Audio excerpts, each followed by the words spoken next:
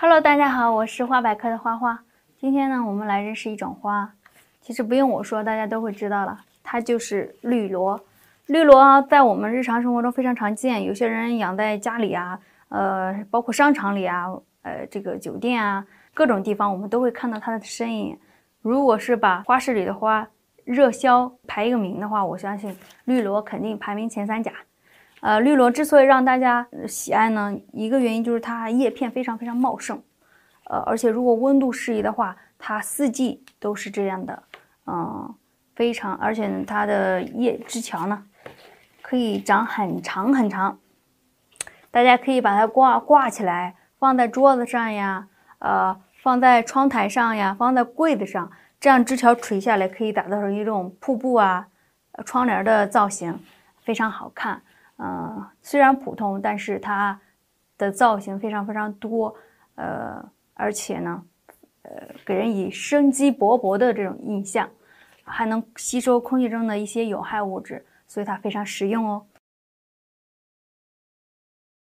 绿萝它其实喜欢温暖，但不耐寒冷，15到30度是它最适宜生长的温度。如果你家里的冬天温度低于10度，它就有可能冻伤了。每年呢，南方的很多花友大批的这个绿萝就死亡，就是因为温度的问题。如果你温度低，然后再给它猛浇水，那几乎是妥妥的冻死。所以，如果是家里没有暖气，建议大家呢，给它放在光照好的南阳台、南窗台，多晒一些太阳，这样能够提高它的温度。实在还不行呢，就给它罩上一个塑料袋，短时间内呢，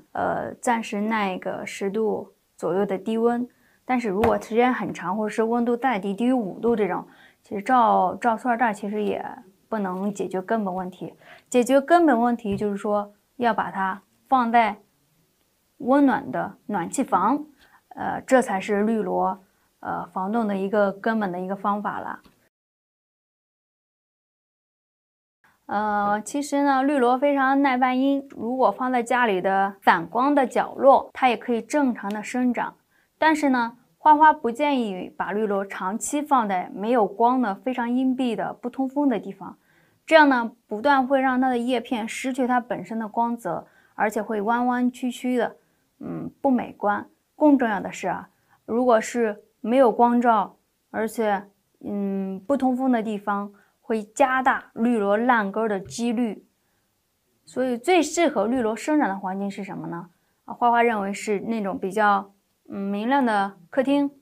或者是东西阳台，南窗台有些地方也可以。但是注意一点，夏天的时候不要把绿萝放在南阳台、南窗台这种地方暴晒。暴晒之后，它非常容易大面积的全部的叶片泛黄，所以呢，最适合它的环境就是散射光的环境。绿萝呢，它其实非常喜欢湿润的。平时呢，我们保证这个盆土有一些潮气，不要太湿，也不要太干，就可以维护它的正常的生长。我们浇水之前呢，可以把盆端起来。像这盆其实长时间没有浇水了，它的盆土和这个盆壁其实都有一点点的干的，有一点点缝隙了。那这种情况下呢，就必须要赶紧给它浇透水来。浇呢，一定要给它喝个饱，浇个透水，这样绿萝呢叶片才会更加的有生机，更加的翠绿。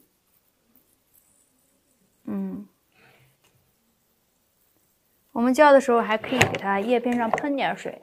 这样呢，绿萝的增加一个湿度，它的叶片会更加的水润、翠绿。平时呢，我们浇水也不要太频繁给它浇水，让它盆土一直是积水的状态，其实是不对的。我们可以维持它在盆土摸上去有一点点潮气就可以了。尤其是冬天的时候呀，大家不要让这个盆土太湿。如果你家里的温度低于了8度，就可以考虑给它断水了，因为它不耐寒冷。浇水之后又冷，本身就不耐寒，你浇水它就更加容易受冻了。所以呢，你8度以下给它断水，然后如果温度在15度以下，其实就可以考虑给它延长它的浇水的频率。比如说原先1周1次，你可以考虑半个月1次或1个月1次。就暂时的冬天，因为它本身气温低的话，它的消耗也少，需水量也少，就算是2个周或者是4个周不给它浇水也没有问题的。那时候的问题就是保命为主了。当然，如果你冬天家里如果有暖气呢，也可以正常给它浇水，就像是春夏秋季节一样。比如说你看它1个周浇1次呀，或者是5天浇1次呀，只要家里通风好，浇水就是不干不浇就可以了。绿萝其实呢它还挺喜肥的，我们平时的话可以给它盆面或者拌土的时候给它撒个1、2勺的这种缓释肥颗粒，大概3个月到5个月用1次就可以了，因为它消耗的非常慢，所以等它完全消失了之后，或者是它空瘪了之后，证明里边的肥力已经释放完了，就可以再给它撒上新的。还可以呢，我们1周给它用1次这种1到2周1次吧，这种花多多的水溶肥，一般呢1克勺这种肥对2000毫升的清水浇给这个绿萝，或者是你对800到1000毫升的清水给它喷叶子，这样呢吸收也很快，正面反面都可以喷，它的见效非常快，因为是速效肥嘛。还有一些花友呢，如果不想自己花钱买这种肥料，也可以沤一些淘米水。淘米水呢，可以装在塑料桶里，然后扔几片橘子皮，盖上盖子呀，放在阳台上晒它一段时间，你会发现它上下分层，上面是那种非常清澈的青叶，就是那种青叶是可以倒出来，然后给它兑上20到30倍的清水，或是不放心的话，可以第一次用可以用50倍，这样呢50倍，然后倒在这个绿萝的盆土里。这种自制的淘米水呢，每一天呢都要给它开盖透气。腐蚀的过程当中呢，大家都怕臭嘛，都怕脏呢。其实加了橘子皮是一点都不臭的只要呢给它不要盖严，给它留一点点缝隙，瓶盖留一点点缝隙，那它就会一点都不会臭的。只要别往里面滴一些油或是油脂类的东西、肉类的东西，它就一点都不会发臭的。还有一个非常奇葩的方法呢，就是绿萝的这个叶面的一个施肥呢，我们可以用啤酒，这是一瓶青岛啤酒，我们给它倒出一点点，然后呢兑清水10倍。这种啤酒在倒出来之后呢，我们最好给它搁置个半天，让它挥发一下里面的酒精。挥发完酒精之后呢，我们再给它兑10倍的清水。这杯里边的啤酒我其实已经放了1天了，里面的酒精已经挥发完了。我们给它倒上10倍的清水之后呢，再找一块软软的布，像这种布吸水，这种布。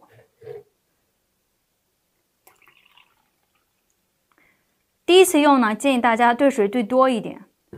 以防万一给伤叶片了，造成肥伤。你可以给它稀释的狠一些，比如说别人兑10倍，你可以兑20倍、30倍，这样保险一点。这样兑好的这个啤酒水呢，我们倒一点点在这个抹布上，这种吸水抹布非常好用啊。看这个使用湿润状态的抹布呢，我们可以擦这个叶片。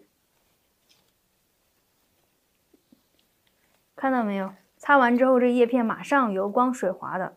非常健康。其实这个啤酒里边呢，还有非常多的营养物质。我们给它擦叶片呢，相当于给它施的是叶面肥。其实用啤酒擦叶片这个方法嘛，很多花友都用过，非常管用。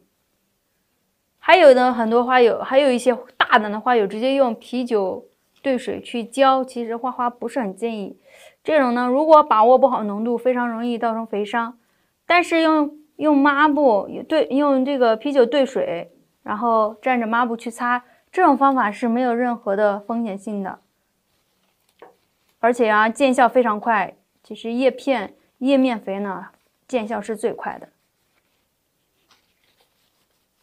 如果嫌这个一个一个叶片擦着有点麻烦，你也可以直接给它灌在喷壶里，直接给它喷。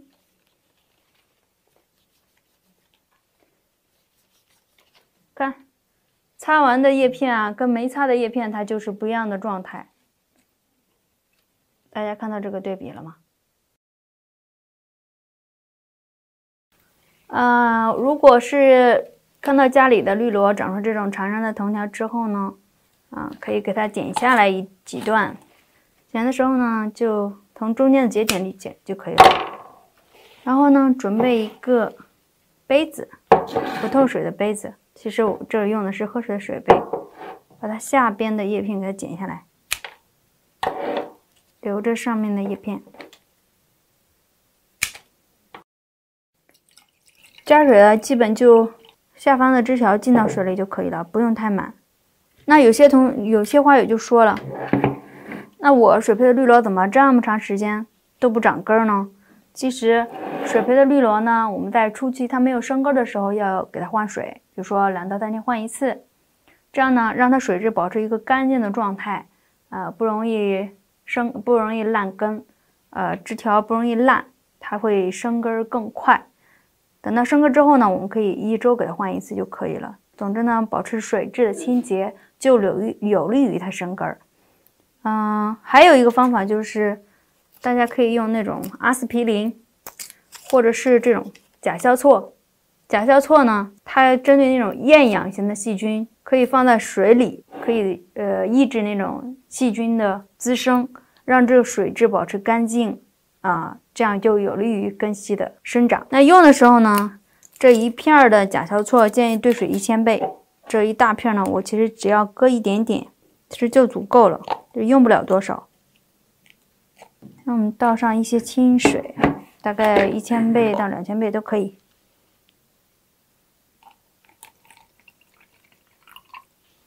制成这个甲硝唑的这个溶液之后呢，我们可以用枝条把它枝条在里面泡一泡，泡一段时间呢，我们再挪回到这个水培的杯子里。当然呢，花花也可以建议这样，就直接把这个兑的这个甲硝唑的溶液倒入到这个水培瓶里。甲硝唑能够杀灭水里的这种厌氧型的细菌，让这个水质一直保持干净，也有利于这个绿萝尽早的生根。当然呢，很重要一点就是温度要适宜，也有利于根系的生长。好了，首先呢，我们先剪一根藤条下来，然后呢，把枝条给修剪一下，剪成一小段一小段的，比如说从中间这个节点里剪断，让它一段有1到2根，1到2个叶片这样子。剪完的叶片呢，剪完的这个小段呢，把它放在多菌灵的水里面泡一泡，杀菌消毒。像这种可以一段有一片叶子就可以了。看，观察一下，它下面其实还有很多去生根，这种其实最好活了。好了，消毒这一步呢，其实必不可少的。多菌灵在扦插的时候必须要用啊，不然呢，它的成活率是没有保证的。再泡一泡，泡的多菌灵过程当中呢，枝条在泡的多菌，我们可以配一下土多菌灵扦插的土呢，我们可以用泥炭土配点珍珠岩，或者是叶糠土配点泥炭土配点珍珠岩，按照1:1:1的这种比例。反正如果你没有这种营养土，原土也可以，但必须要干净，而且要掺一些粗颗粒的沙子，保证沥水透气，而且呢有一定的保水性。这种土呢也要干净一些其实有一些干净的椰砖，掺点珍珠岩也是极好的扦插机制。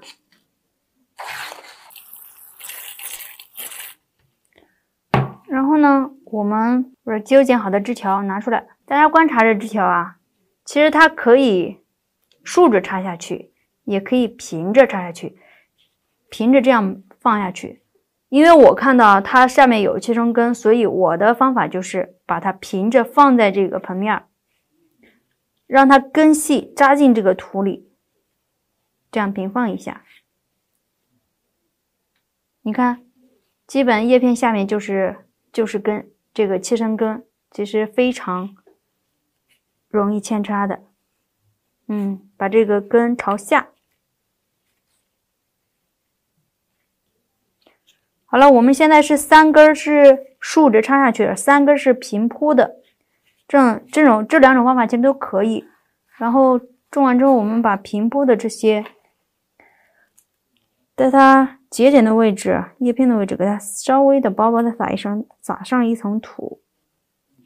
不用太多。然后呢，我们再喷一点点的水。好了，这盆绿萝最后一个步骤呢，我们是要盖上一个塑料袋，给它保持一下湿度。一个很关键问题，大家注意啊，就给它罩塑料袋保持湿度的同时，我们一定要给它戳几个孔。